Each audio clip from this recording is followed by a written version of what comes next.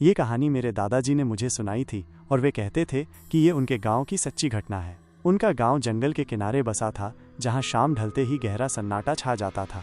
गांव में एक बूढ़ी औरत रहती थी जिसका नाम था रामा दादी। वह अकेली रहती थी और गांव वाले कहते थे कि वो थोड़ी सनकी है। उसकी झोपड़ी गांव के बाहरी छोर पर शमशान घाट के करीब थी। बच्चे तो क्या, बड़े भी उस तरफ जाने से डरते थे। एक रात भरी बरसात थी और बिजली कड़क रही थी। गांव में बिजली नहीं थी तो अंधेरा और भी घना था। अचानक आधी रात को एक भयानक चीख सुनाई दी। आवाज इतनी तेज थी कि पूरा गांव जाग गया। ये चीख रामा दादी की झोपड़ी की तरफ से आ रही थी। गांव के कुछ हिम्मत वाले लोग, जिनमें मेरे दादाजी भी थे, टॉर्च और लाठी लेकर रामा दादी की झोपड़ी की तरफ भागे। जैसे जैसे वे करीब पहुंच रहे थे, चीखें कमजोर होती जा रही थीं और उनकी जगह एक धीमी बेजान कराहट ले रही थी।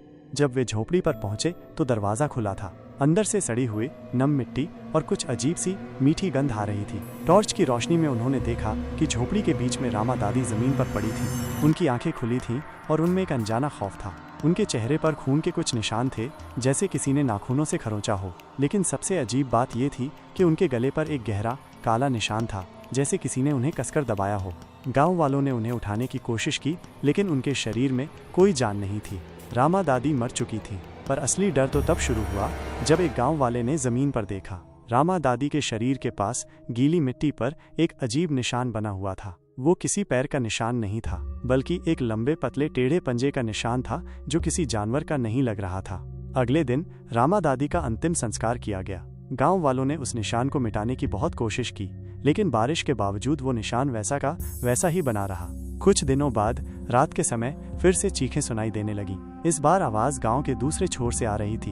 अगले दिन सुबह वहां भी एक और मौत हुई थी और मरने वाले के गले पर भी वैसे ही निशान थे और जमीन पर वही अजीब पंजे का निशान। गांव में दहशत फैल गई।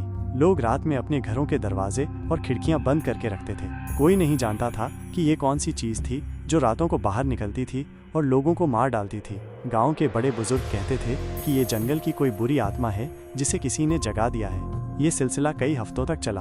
हर कुछ दिनों में गांव में एक और मौत होती थी और हर बार वही काले निशान और वही अजीब पंजे का निशान मिलता था। कोई नहीं जानता था कि अगला नंबर किसका होगा। गांव वालों ने रात में बाहर निकलना छोड़ दिया था। सन्नाटा और डर गांव पर हावी हो चुका था। एक रात मेरे दादाजी अपने घर में सो रहे थे जब उन्हें अपने कमरे की खिड़की से खुरचने की आवाज आई। उन्हें लगा कि कोई बिल्ली होगी, लेकिन आवाज लगातार बढ़ती जा रही थी। उन्होंने हिम्मत करके खिड़की से बाहर झांका। जो उन्होंने देखा उसने उनकी रूह कंपा दी। खिड़की के बाहर अंधेरे में उन्हें एक लंबी पतली आकृति दिखाई दी। उसकी आंखें लाल थीं और चमक रही थीं और उसके हाथ नहीं बल्कि लंबे टेढ़े पंजे थे। वो खिड़की पर खुरच रहा था, जैसे अंदर आने की कोशिश कर रहा हो। मेरे दादाजी ने डर के मारे आंखें बंद कर लीं और हनुमान चालीसा पढ़ने लगे। जब उन्होंने आंखें खोली तो वो आकृति जा चुकी थी, लेकिन खिड़की के शीशे पर वही भयानक पंजे के निशान बने हुए थे। गांव वाले तब तक नहीं माने जब तक एक दिन गांव के पुजारी ने कुछ विशेष पूजा पाठ नहीं किए। पुजारी ने कहा कि ये एक प्राचीन बुरी शक्ति है जिसे अंधेरी रूह कहते हैं और यह सिर्फ उन्हीं को निशाना बनाती है जो रात में अकेले बाहर होते हैं या जिनके मन में डर घर कर जाता है। पुजारी ने गांव वालों को रात में बाहर न निकलने और हमेशा अपने दरवाजे बंद रखने की सख्त हिदायत दी। धीरे धीरे गांव में मौतें रुक गईं। शायद पुजारी की पूजा का असर हुआ या शायद वो अंधेरी रूह किसी और जगह चली गई। लेकिन आज भी मेरे दादाजी जब उस कहानी को याद करते थे तो उनकी आंखों में वही पुराना डर साफ दिखाई देता था। और गाँव में आज भी रात ढलते ही लोग अपने दरवाजे बंद कर लेते हैं, ये जानते हुए कि कुछ चीजें बस अंधेरे में ही रहती हैं।